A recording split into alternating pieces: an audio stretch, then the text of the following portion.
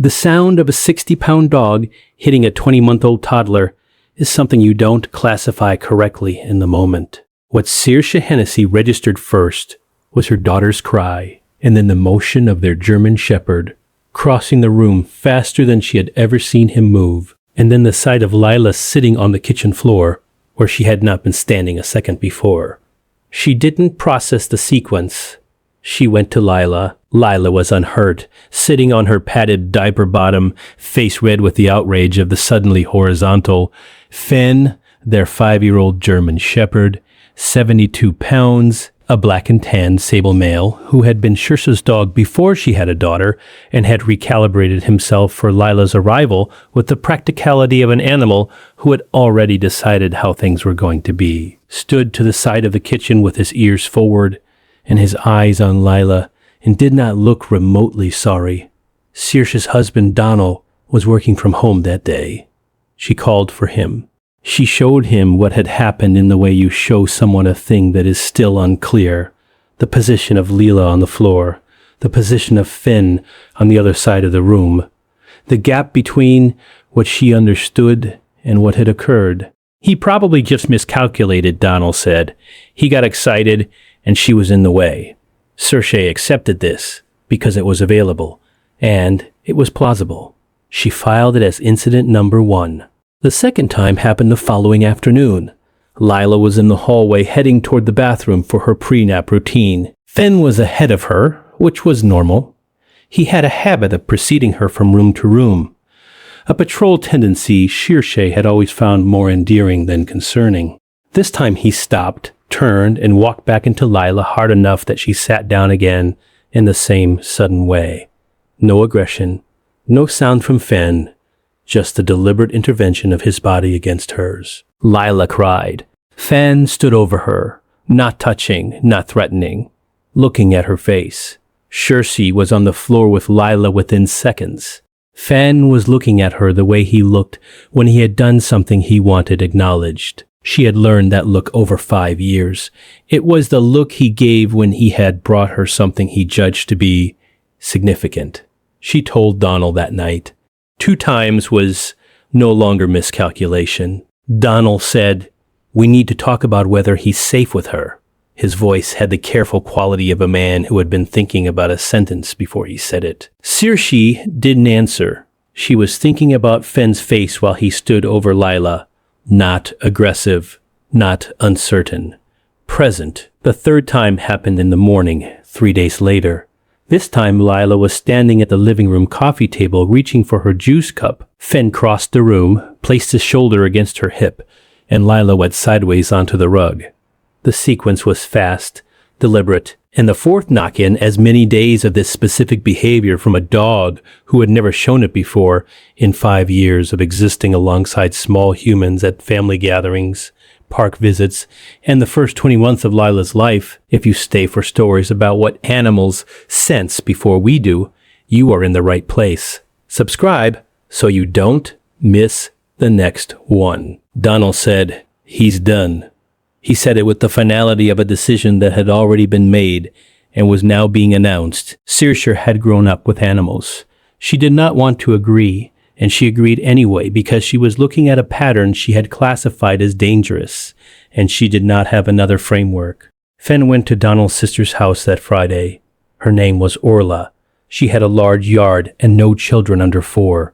It was meant to be temporary. Finn sat at Orla's kitchen door and pointed his nose toward the street for 36 hours. Orla called Saoirse. She said something is wrong with him. He won't eat and he won't stop staring at the door. Saoirse said he'd had his routine disrupted. She said, "Give it a few more days." Saturday evening, Lila fell down in the bathroom. Different kind of fall. The loss of balance fall of a toddler who is suddenly not sure where her legs are. Saoirse filed it and moved on. Saturday night, Lila woke at 12 with a headache that manifested as what Saoirse initially read as a bad dream. By Sunday morning, Lila had vomited 3 times and could not track a moving object with her eyes. Saoirse called the pediatric emergency line and used the clinical language that fear makes precise. They drove. They did not wait. The pediatric neurologist was Dr. Priscilla Tavares, 11 years of practice. She ordered imaging. She sat with them in the small consultation room and used words that Saoirse heard through a kind of deafening clarity. Lila had a subdural hematoma, a bleed between the brain and the skull. Small, caught in time. The result of a fall she had taken 11 days earlier when she struck the corner of the coffee table and had cried briefly and been assessed as fine, and had been fined by every measure available to her parents for 11 days. Until she wasn't.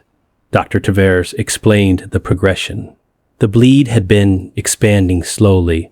For 11 days, the pressure had been building at a rate that produced no visible acute symptoms.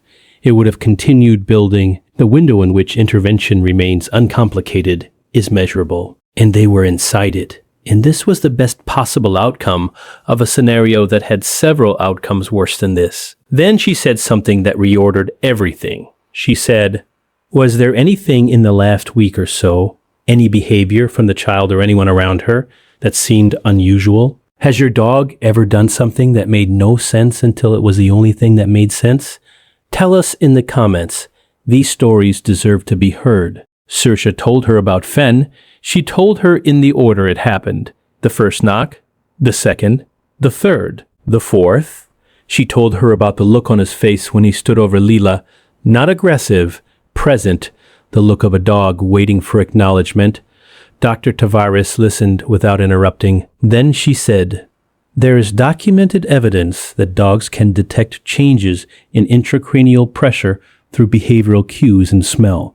A slow-building hematoma produces specific biochemical changes in a person's blood chemistry and breath. The behavior you're describing, intervening physically to prevent your daughter from moving, standing over her to assess her face, is consistent with a dog that has identified a change and is attempting to prevent exertion that would accelerate pressure increase."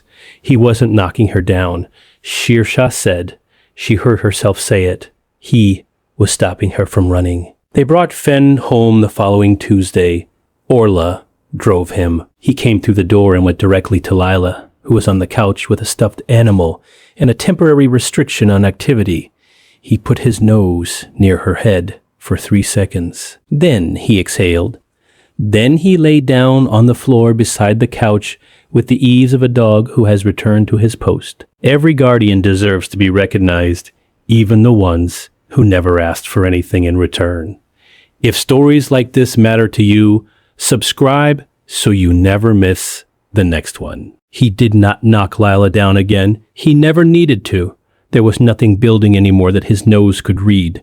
No pressure shifting in a skull that had been repaired and was healing as it should. He lay on the floor beside the couch every day for 3 weeks while Lila recovered. He did not leave unless she left.